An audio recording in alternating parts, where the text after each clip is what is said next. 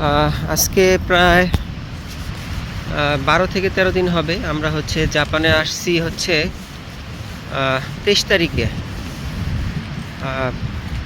22 তারিখে ছিলাম চায়নার গুয়াংজুতে, সেখান থেকে জাপানে এসে পৌঁছালাম তখন 23 তারিখ। তো আজকে 4 তারিখ। তো 23 তারিখ থেকে আজকে 4 তারিখ, এর মধ্যে একবারও আজানের ধ্বনি শুনতে পাইনি। তো এটা আমাদের কাছে খুবই আশ্চর্যজনক। আমাদের দেশে আমরা 5 বেলা মসজিদের মাইক থেকে আজানের ধ্বনি শুনতে পেতাম, হয়তো নামাজে যেতাম না শয়তানের ধোকায় পড়ে। তো দেখেন এখন এই ভিন দেশে এসে এই আজানের ধ্বনিটাকে কত মিস করতেছি। একটিবারও আজান শুনতে পাইনি। নামাজ যে একেবারে পড়া হয় না তা না, বিভিন্ন ইসলামিক অ্যাপস আছে, ওগুলাতে টাইম দেখে আমরা আমাদের রুমেই 3 জন আছি, আমরা জামাত করে নেই। তো এটাই আর কি জানালাম আপনাদেরকে। যারা দেশে আছেন ইনশাল্লাহ অবশ্যই নামাজ পড়বেন।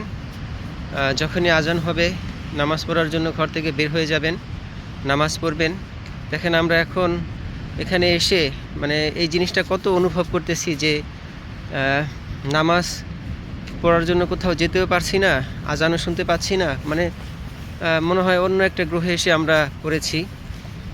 তো সবাই নামাজ পড়বেন, 5 ওয়াক্ত নামাজ পড়ার চেষ্টা করবেন ইনশাল্লাহ। নিয়ত করবেন, আল্লাহ আপনাদেরকে নামাজ পড়ার তৌফিক দিবে ইনশাল্লাহ। আর এখানে 2টা জুম্মা পার করলাম,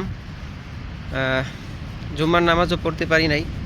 এখান থেকে নামাজ পড়ার যে স্থান আমরা ম্যাপে দেখলাম, তা তো প্রায় 70 থেকে 65 কিলোমিটার হবে এত দূরত্ব।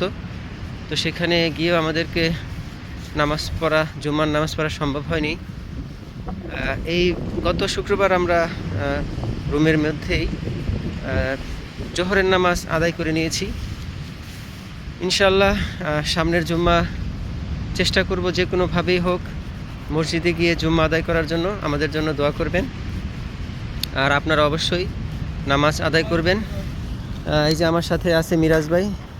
তো আমরা এই যে জাপানের কামাগাওয়া সমুদ্র সৈকতের এই বিচ ধরে হাঁটছি। খুবই সুন্দর একটা মুহূর্ত। আমরা এখানে হেঁটে বেড়াচ্ছি এই সমুদ্র তীরে, পরিষ্কার পরিচ্ছন্ন, কোথাও কোনো ধরনের ময়লা আবর্জনা কোনো কিছুই নেই এখানে, শুধুই সৌন্দর্য এখানে, আলহামদুলিল্লাহ।